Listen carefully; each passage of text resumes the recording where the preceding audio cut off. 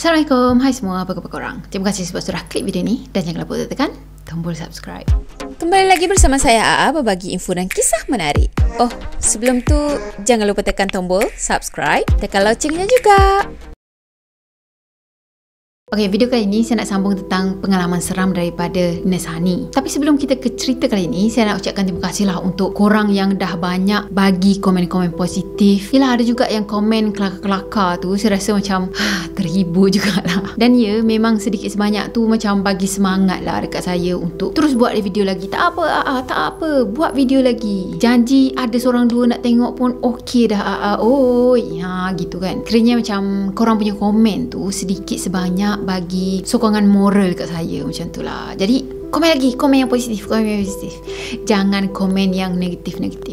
Tapi biasanya kalau komen yang negatif tu saya baca, cuma yelah abaikan je lah. Kita ambil part yang positif dalam komen negatif dia tu. Macam tu je lah saya fikir. Okay, kisah seram malam ni kita nak cerita tentang satu kisah yang dia sharekan, yang Nurse Hani ni sharekan, dan tajuk yang dia bagi dekat sini adalah kisah seram Nek Kim. Katanya dia nak kongsikan tentang kisah seorang nenek yang berketurunan baba dan nyonya, dan dia dah jaga nenek Kim ni selama 6 tahun. Nenek ni sendiri dah meninggal pada hujung tahun 2017, dan masa dia meninggal tu umur dia dalam 98 tahun. So dah sedia? Jom kita mula. Nurse Hani panggil nenek ni dengan gelaran Nek Kim. Katanya orang dia tu cantik. Dia sukakan kecantikan. Dia jaga diri dia elok-elok. Tak nampaklah macam dah umur 98 tahun. Dengan usia dia yang macam tu, dia masih lagi pakai lipstick merah tau. Dan dia masih lagi ikat rambut dia tu dengan rapi, bersanggul macam tu kan. Dan dia selalu pakai baju kebaya nyonya. Dah tu dia akan ada satu kipas yang dibuat daripada buluh, dan kipas tu memang selalu ada dengan dia. Yalah, selayaknya seorang yang berketurunan baba nyonya zaman dulu-dulu. Dia juga suka pakai barang kemas tau. Dia selalu pakai gelangnya, rantai kaki, rantai leher dengan sobang, dan kebanyakan gelang-gelang dia tu memang akan yang jenis ada bunyi tu. Macam ni lah, ketuk-ketuk macam tu kan. Salah bunyi, kling macam tu kan. Tu betul, kling. Malah katanya kalau ada antara staff-staff dia orang ni yang pergi bercuti, dia orang memang akan belikan sesuatu yang semacam perhiasan macam tu untuk Nek Kim ni. Sebab Nek Kim ni memang sangat obses dengan perhiasan. Ialah perhiasan untuk mencantikkan diri kan. Bilik yang Nek Kim duduk masa tu adalah bilik VIP, dan dia ada dekat sana daripada tahun 2010 lagi. Yang mana sebelum Hani ni bekerja dekat tempat tu sebagai team leader. Jadi Hani dia masuk dekat ward tu, dia bekerja dekat ward tu pada tahun 2011. Sebab masa tu dia ditugaskan untuk jadi team leader dekat ward sekarang ni yang dia bekerja. Jadi sebelum dia bekerja kat situ, Nek Kim ni dah ada dekat situ. Katanya sepanjang dia jaga Nek Kim ni memang senang sangat diuruskan. Orangnya tak cerewet, dan dia pun masih lagi gagah berjalan walaupun perlu gunakan Zimmer frame. Dan juga Nek Kim memang suka sangat ajar dia memasak, kongsi resepi, tambah-tambah lagi resepi yang baba nyonya punya. Dah tu Nek Kim suka sangat bercerita tentang anak-anak dia,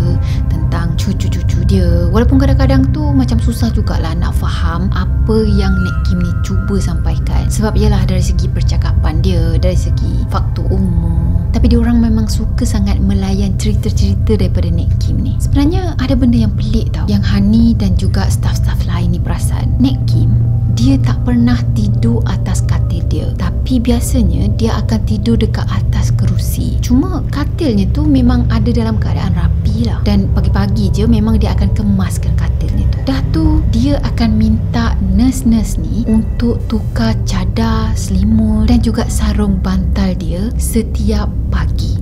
Padahal dia tak tidur pun atas katil tu. Alasan yang biasa dia bagi dekat nurse ni sebab kotor. Jadi nurse-nurse ni pun dia tak tanya banyak, tak mempersoalkan bila dah orang minta tolong tukar tadi kan. Dia orang pun cuma ikutkan je lah, dia tukarkan je lah cadar, sarung bantal dengan selimut tu semua kan. Ada lagi tahu benda yang aneh, benda yang pelik yang dia selalu buat. Katanya dia tak akan menjamah nasi yang disediakan oleh pihak hospital. Biasanya dia akan biarkan nasi tu sampai nasi tu basi, dan dia akan minta nurse ni untuk sediakan dia roti dan juga air teh. Jadi itulah benda yang biasa dimakan setiap hari.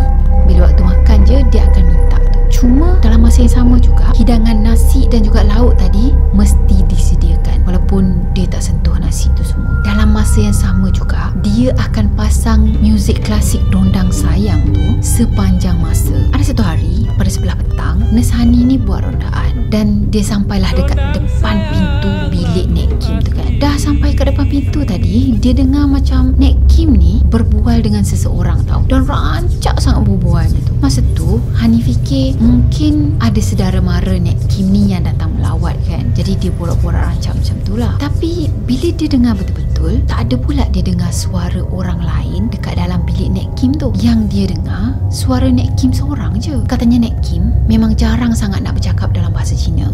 Biasanya dia akan bercakap dalam bahasa Melayu dengan anak-anak dan juga cucu cicit dia. Tapi kali ni masa dia tengah berborak rancak tu, Nek Kim bercakap dalam bahasa Cina. Jadi Hani yang dengar daripada luar tadi, dia pun cubalah dekatkan telinga dia dekat arah pintu sebab dia nak dengar apa yang Nek Kim tengah berborak masa tu kan. Tapi bila dia dengar betul-betul, memang dia tak faham sangatlah apa yang Nek Kim tu tengah borak. Dan tiba-tiba Nek Kim tadi tegur Hani tau. "Misi, buat apa tu? Marilah masuk." Hani yang ada dekat luar pintu masa tu, dia memang terkejut sangat. Macam mana Nek Kim ni boleh tahu yang dia ada dekat luar bilik Nek Kim? Seolah-olah macam dia tengah mengintai Nek Kim masa tu, dan tiba-tiba je tertangkap. Masa dia tolak pintu tu untuk masuk ke dalam bilik Nek Kim tadi, dia nampak Nek Kim sedang buat isyarat macam senyap macam tu kan, ke arah katil dia. Seolah-olah macam dia tengah berkomunikasi dengan seorang yang ada dekat atas katil tu. Dan masa tu Nurse Hani ni nampak dalam bilik tu hanya ada Nek Kim seorang je. Datuk Hani tadi masuk dan duduk dekat hujung katil Nek Kim. Lepas tu dia pun tanyalah Nek Kim kan,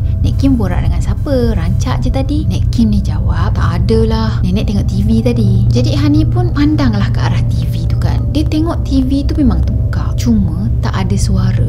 Seolah-olah macam di-mute kan, macam tu lah kan. Dan yang adanya hanyalah lagu klasik Dondang Sayang tu. Yelah yang biasanya Nek Kim akan pasang dekat radio dia. Dah tu Nek Kim pun pandang ke arah Hani ni dan dia senyum je kepada Hani, dan macam biasa dia akan pegang tangan Hani. Ada satu hari masa Hani ni dalam perjalanan untuk pergi kerja, tiba-tiba dia dapat satu panggilan daripada Wat, dan orang yang call dia tu cakap yang tiba-tiba je Nek Kim tak sedarkan diri. Masa tu Hani ni cepat-cepat pergi ke tempat kerja dia, pergi ke Wat tu dan pergi ke bilik Nek Kim. Dah sampai dekat Wat tadi, dia nampak anak sulung Nek Kim ni tengah bersembang dengan pegawai perubatan yang tengah bertugas masa tu. Masa tu dia terus pergi masuk ke dalam bilik Nek Kim, dan itulah kali pertamanya dia tengok Nek Kim ada terbaring dekat atas katil dia. Keadaan Nek Kim masa tu dah tak sedarkan diri, dengan wayarnya berselirat dekat badannya dan juga IV drip tu yang dah terpasang. Seolah-olah macam dia memang dalam keadaan kritikal masa tu. Malam tu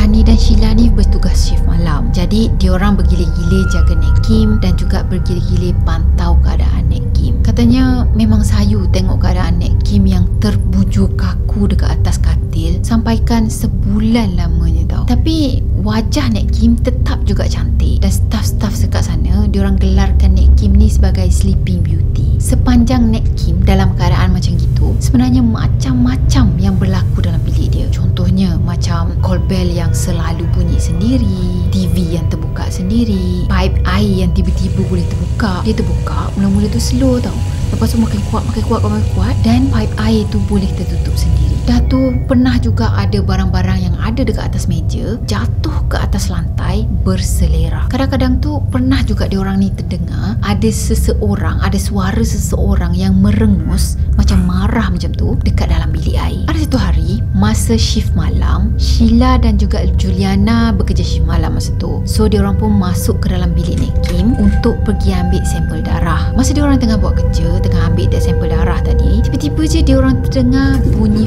flash dekat dalam bilik air yang ada dalam bilik Nek Kim tu. Lepas dengar bunyi tadi, diorang cepat-cepat siapkan kerja diorang, dan dalam masa yang sama juga Sheila ni dicuba untuk memberanikan diri pergi buka bilik air Nek Kim tu. Dia tolak pintu bilik air tu dan dia tengok dalam bilik air tu tak ada siapa-siapa. So dia pun macam positifkan fikiran dia. Dia fikir mungkin pam air ni rosak kot. Dah tu diorang pun nak keluar daripada bilik Nek Kim tu kan. Masa diorang baru je melangkah keluar daripada bilik tu, tiba-tiba je diorang terdengar lagu Dondang Sayang dimainkan. Dan diorang pun ambil keputusan untuk masuk balik ke bilik Nek Kim tu untuk pergi cek apa yang dah berlaku dalam bilik tu kan. Masa tu diorang tengok radio yang ada dekat dalam bilik Nek Kim terpasang. Juliana, dia pergi tutup radio tu dan diorang terus cepat-cepat keluar daripada bilik. Tak lama lepas tu Nek Kim meninggal dunia dalam keadaan matanya yang terbeliak ke atas dan juga mulutnya yang macam sedikit tenganga. Masa tu Hani yang melakukan prosedur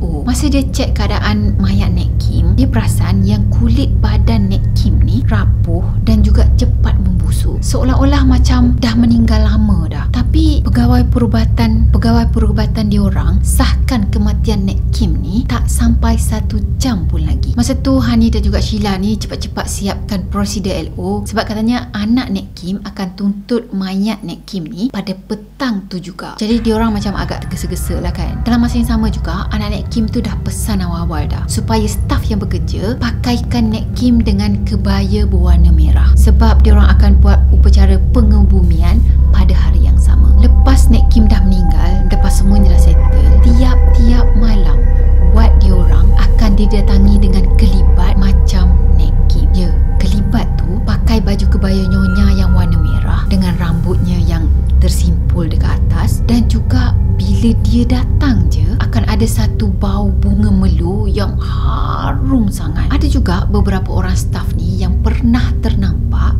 kelibat tu masuk ke dalam bilik Nek Kim tapi menembusi pintu bilik itu tau. Pernah ada satu malam dia bekerja shift malam masa tu tau. Malam tu dia terdengar ada bunyi lagu Dondang Sayang, dan bunyi itu sebenarnya datang daripada bilik Nek Kim. Dan masa dia pergi ke bilik linen untuk pergi ambil baju pesakit, dia ada ternampak kelibat Nek Kim yang tengah berjalan dekat belakang dia. Tapi masa tu dia nampak kelibat tu dekat dalam cermin. Cuma bila dia palingkan muka ke arah belakang nak tengok kelibat yang ada kat belakang tadi kan, kelibat tu dah tak ada. Tapi dia terdengarlah bunyi gelang kaki yang sayut berjalan macam tu. Pernah juga tahu ada satu kes histeria yang berlaku. Katanya masa tu ada seorang tukang cuci masuk ke dalam bilik Nek Kim dan dia nak bersih-bersihkan bilik tu, nak bersihkan tandas yang ada kat bilik tu kan. Dan tiba-tiba tukang cuci tu nampak ada seekor monyet yang sedang bergayut dekat pintu bilik air Nek Kim. Tukang cuci ni cakap monyet tu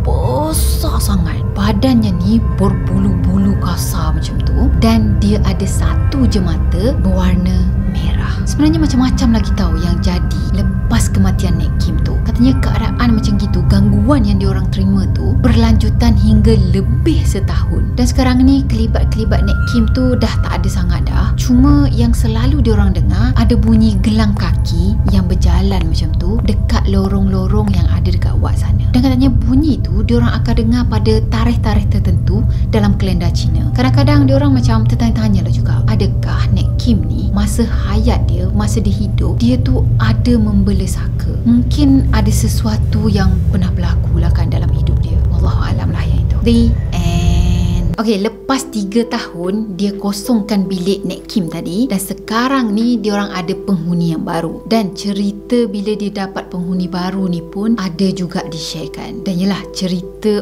orang yang menetap dekat dalam bilik Nek Kim tu pun boleh tahanlah seramnya juga. Jadi untuk korang yang nak tahu apa yang berlaku dengan pesakit baru yang tinggal dekat dalam bilik Nek Kim tu, jeng, korang kenalah stay tune. Tunggu saya punya next video, InsyaAllah lah saya akan sharekan. Jadi saya harap korang suka video ni. Dan macam biasa, kalau korang suka video ni, jangan lupa tekan tombol like, comment, share dan juga subscribe. Jumpa lagi di next video. Bye bye. Assalamualaikum warahmatullahi wabarakatuh. Bye bye.